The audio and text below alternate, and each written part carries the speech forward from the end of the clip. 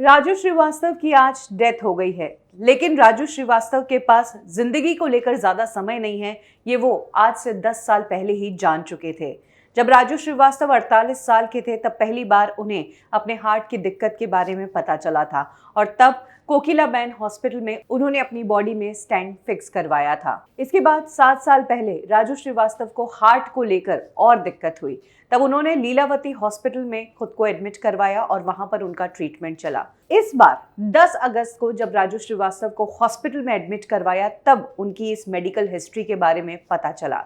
यानी कि 58 की उम्र में चल बसे राजू श्रीवास्तव 48 की उम्र में जान चुके थे कि उनके पास ज्यादा समय नहीं है। एज अ हार्ट पेशेंट एक इंसान को बहुत ध्यान रखना पड़ता है।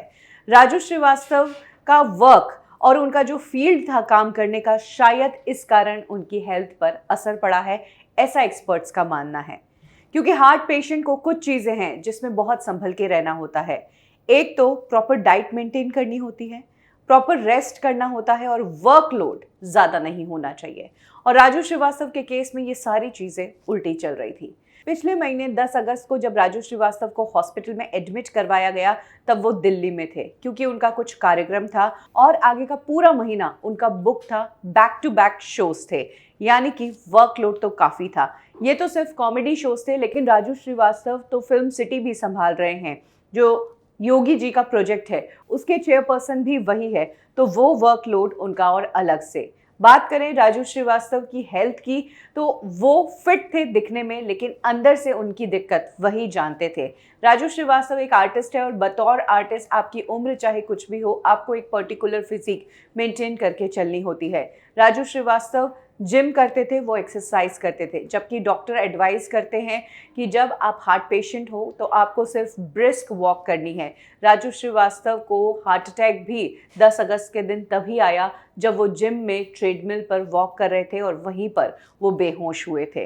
एज अ हार्ट पेशेंट आपको खाना टाइम पर खाना पड़ता है और आपको नींद पूरी लेनी पड़ती है, लेकिन राजू श्रीवास्तव की जो लाइफस्टाइल थी, ये उन्हें इन दोनों चीज़ों से रेस्ट्रिक्ट करती थी। राजू श्रीवास्तव के शोज बैक टू बैक चलते थे। ये शोज कई बार रात को लेट तक चलते थे। अब जब कोई आर्टिस्ट स्टेज पर परफॉर्म करता है तो लोगों को बस वो आर्टिस्ट स्टेज पर चाहिए और मज़े चाहिए। लोग तो वंस मोर कर देते हैं। ये नहीं पता कि आर्टिस्ट की कोई मेडिकल कंडीशन भी हो सकती है और उसे टाइमली खाना मिलेगा तो ही सही रहेगा। पब्लिक की डिमांड पर कई बार आर्टिस्ट टाइमली खाना नहीं खा पाते हैं और शोज भी लंबे चल जाते हैं, या फिर कई बार ऐसा भी होता है कि शो खत्म करने के बाद लेट नाइट ट्रैवल करना पड़ता है क्योंकि अगले दिन किसी और शहर में शो होता है। ऐसे में ये जो हैक्टिक लाइफस्टाइल है, इसके कारण भी शरीर पर बहुत ज़्यादा असर पड़ता है।